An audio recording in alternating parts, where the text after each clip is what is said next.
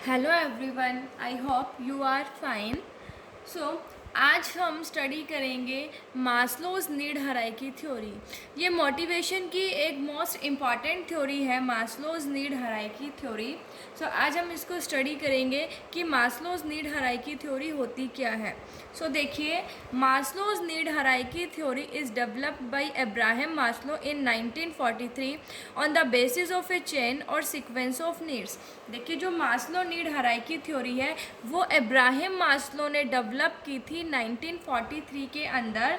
किस बेसिस पर? जो हमारी ज़रूरतें होती हैं, ठीक है, हमारी बहुत सारी ज़रूरतें होती हैं, तो उनके सीक्वेंस के बेसिस पर और उनकी चेन के बेसिस पर मास्लो ने क्या किया था, हमारी जो नीड हायरार्की थ्योरी है उसको डेवलप किया था। ठीक है, मास्लो नीड हायरार्की थ्योरी किसने डेवलप की थी? अब्राहम मास्लो ने। कौन से ईयर में की थी? 1943 में। किस बेसिस पर की थी? हमारी नीड्स की सीक्वेंस के बेसिस पर उन्होंने ये थ्योरी डेवलप की थी।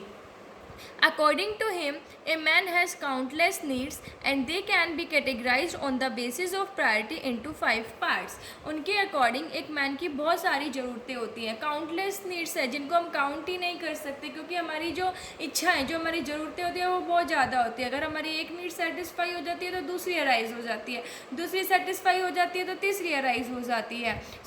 वो कहते हैं कि एक मैन जो है उनकी बहुत सारी ज़रूरतें होती हैं and they can be categorised on the basis of priority into 5 parts, और इसीलिए उन्होंने प्रायोरिटी, प्राथमिकता के बेसिस पर हमारी जो ज़रूरतें हैं उनको 5 पार्ट्स में डिवाइड किया है। ठीक है, हम ये कह सकते हैं कि मास्लो नीड हायरार्की थ्योरी वो थ्योरी है जो कि हमारी जो 5 नीड्स हैं, ठीक है, उन जो 5 नीड्स हैं उनके बेसिस पर डेवलप की गई है। ठीक है, देखिए कि जो हमारी 5 नीड्स हैं वो कौन कौन सी हैं। देखिए, हमारी जो 5 नीड्स है, फर्स्ट है फिजियोलॉजिकल नीड्स, सेकंड है हमारी सेफ्टी और सिक्योरिटी नीड्स, एफिलिएशन और social needs, esteem needs, self actualisation needs. देखो, अब्राहम मास्लो ने क्या किया है, अब्राहम मास्लो ने कहा है कि जो हमारी बहुत ज़्यादा ज़रूरत की चीज़ें हैं, ठीक है, जो हमारे लिए बहुत ज़रूरी है, ठीक है, उनको पहले सेटिस्फाई होना चाहिए और जो कम ज़रूरत की है उनको बाद में सेटिस्फाई होना चाहिए।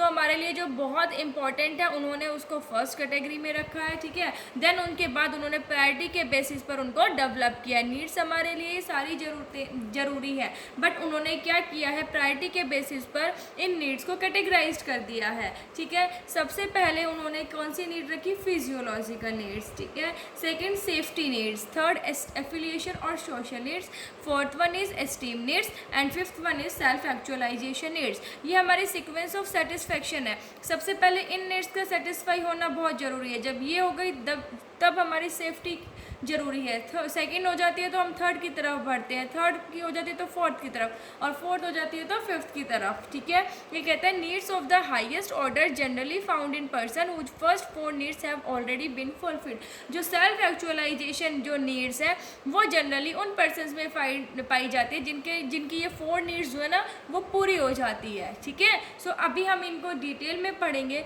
कि एक्चुअल में ये 5 नीड्स जो है वो होती कौन कौन सी हैं। ठीक है, सबसे पहली हमारी है physiological needs. Physiological needs means basic needs. ठीक है, देखिए, these are the basic needs which needs to be satisfied to keep a man alive. ये वो बेसिक नीड्स होती है जिनको सेटिस्फाई करना ज़रूरी है अगर एक इंसान को जिंदा रहना है। तो मतलब ये हमारी जीने की जो बेसिक नीड्स होती है, जो बेसिक ज़रूरतें हैं हमारी, ठीक है, उनको इन नीड्स के अंदर इंक्लूड किया गया है। जैसे हमें जीने के लिए फूड चाहिए, शेल्टर चाहिए, क्लॉथिंग चाहिए, स्लीप चाहिए। ठीक है, तो ये हमारी फिजियोलॉजिकल नीड्स है। जब तक हमारी ये बेसिक नीड्स ही पूरी नहीं होंगी तो हम आगे की नीड्स के बारे में सोच के क्या करेंगे। ठीक है, फिजियोलॉजिकल नीड्स या बेसिक नीड्स जो है वो हमारी कौन सी नीड्स होती हैं जो कि एक इंसान को ज़िंदा रहने के लिए चाहिए होती हैं। ठीक है, और इनका सेटिस्फाई होना बहुत ज़रूरी है।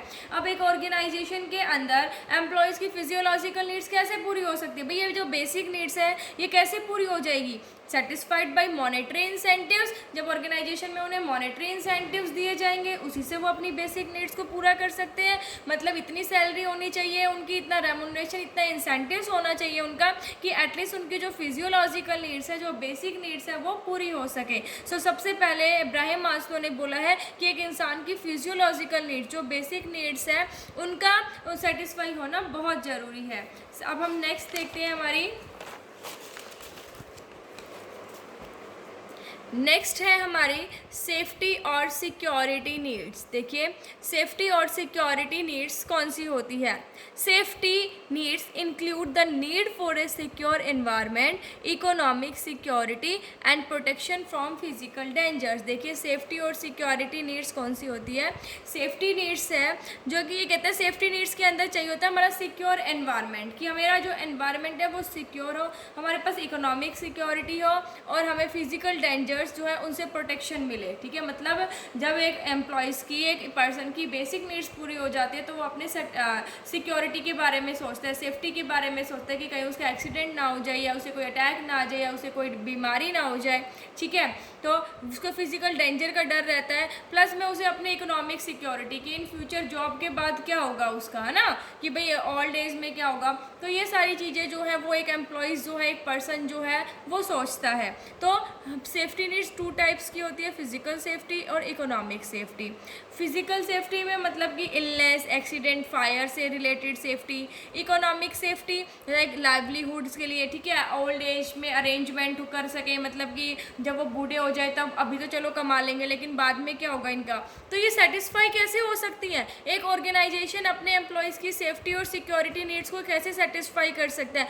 भाई उनका इंश्योरेंस करवा दे, है ना, उनके लिए फ़ंड डेवलप करे, तो उससे फिजिकल सेफ्टी जो है वो उनकी हो सकती है।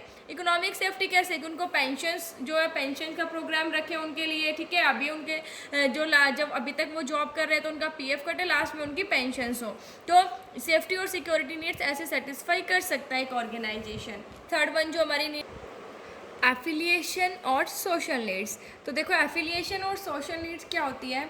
It refers to the need for affection, sense of belongingness, acceptance and friendship. देखो जब एक ऑर्गेनाइजेशन के अंदर एक पर्सन की जो बेसिक नीड्स है वो सेटिस्फाई हो जाती हैं, सेफ्टी नीड्स सेटिस्फाई हो जाती हैं, अब वो एफिलिएशन के बारे में सोचता है। वो ये सोचता है कि उसका सेंस ऑफ बिलोंगिंगनेस हो, ठीक है, ऑर्गेनाइजेशन के अंदर, मतलब एक्सेप्टेंस हो, उसका फ्रेंडशिप हो, मतलब ऐसे उसके फ्रेंड्स हो जिनके साथ वो अपनी बातें शेयर कर सकें। ठीक है, तो ऐसे ये भी एक इंसान जो है वो चाहता है, ठीक है, कि उसके फ्रेंड्स हो सोसाइटी के अंदर जिनसे वो अपनी बातें शेयर कर सके।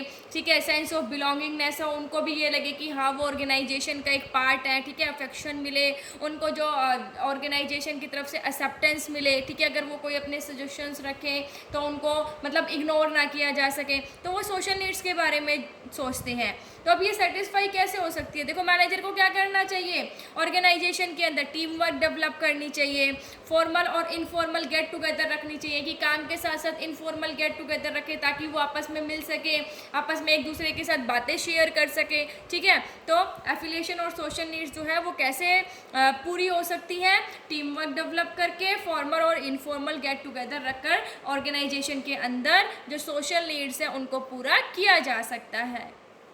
हमारी नेक्स्ट नीड है स्टीम नीड्स और ईगो नीड्स। ठीक है, स्टीम मतलब स्टेटस, ठीक है, ईगो नीड्स देखो क्या कहता है, it refers to the need for respect, authority, status, recognition and attention.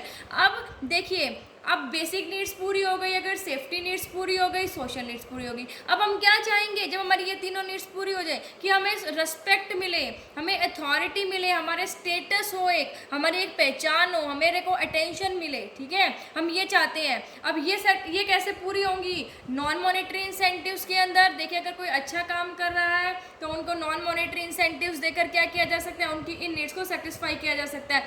जैसे कि अगर वो अच्छा काम कर रहे हैं तो क्या किया जाए, उनका नोटिस बोर्ड के अंदर उनकी जैसे फ़ोटो लगाई जाए। ठीक है, उनको रिप्रेजेंट किया जाए सबके सामने, तो उनको एक अच्छी अथॉरिटी दे दी जाए, उनका स्टेटस डेवलप किया जाए। तो ईगो नीड्स जो है वो कैसे सेटिस्फाई हो सकती है, नॉन मॉनेटरी इंसेंटिव से। लास्ट नीड है हमारी self actualisation needs. Self actualisation need कौन सी होती है, देखो self actualisation needs refer to the desire to maximise whatever potential and individual possesses, कि एक इंडिविजुअल के पास जो पोटेंशियल है उसको वो मैक्सिमाइज करे, मतलब जितनी उसके अंदर कैपेबिलिटी है, जो चीज़ वो कर सकता है उसको अब वो पूरी करे। अगर उसकी ये नीड्स पूरी हो चुकी है तो वो अपनी जो मैक्सिमम कैपेबिलिटी है, ठीक है, जो वो डिज़ायर है उसके अंदर जो पोटेंशियल पोटेंशियल है, जो वो कर सकता है एक्चुअल में उसे वो करे, ठीक है। जैसे एक आर्टिस्ट है, वो क्या चाहेगा कि वो आर्ट में एकदम एक्सपर्ट हो, ठीक है। म्यूजिशियन क्या चाहेगा, म्यूजिक के अंदर एक्सपर्ट हो।